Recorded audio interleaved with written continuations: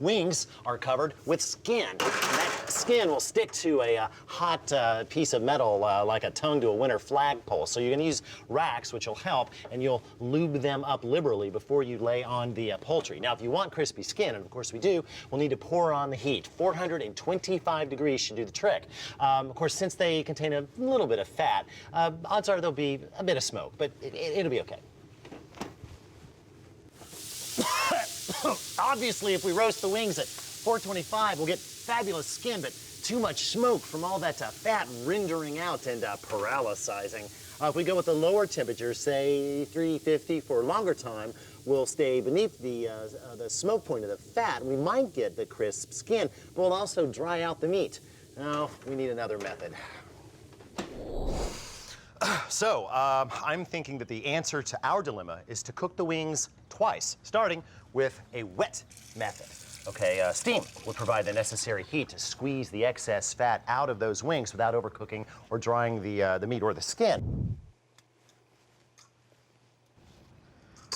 There, 24 pieces of chicken, each one with plenty of room for steam to get in and around. Now, speaking of steam, we will bring to boil in your largest pot about 1.5 inches of water. And we'll bring that down to just a simmer and then lower in our luscious payload. Cover, and I figure that 10 minutes should do the job, just long enough for me to put away all these fans. Time to evacuate. There's going to be a good bit of steam, so don protection and open the lid away. Very good.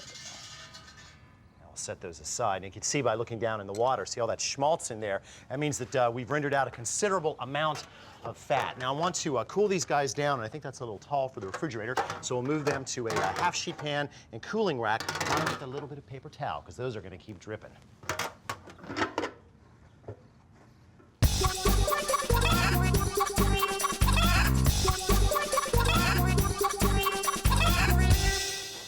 Now that they have chilled, slide your wings into a 425 degree oven for 20 minutes. Oh, and you're going to want to trade out that paper towel for some parchment paper. Paper towels don't like high temperatures. There we go. Now, let's talk sauce. So, we need 3 ounces of melted butter. That's 6 tablespoons or 3/4 of a stick. Now, the microwave is the right tool for this mission, but you want to avoid high power, which can cause geyser-like explosions as the water inside the butter begins to boil. Cutting it into pieces helps with this as well. While you're at it, you might as well go ahead and toss in a clove's worth of minced garlic. Now make sure you mix this along with 1/2 teaspoon of kosher salt in a big old bowl, big enough to accommodate the tossing of the wings. And of course, if you want to up the garlic, you could throw in another 1, maybe 2 minced cloves at this time. There. Now, whisk to combine. In order for the sauce to properly marry with the skin, it is imperative that this step be done while the wings are still hot. The nice thing about this particular method is that even once saturated with sauce, the skins will remain crispy.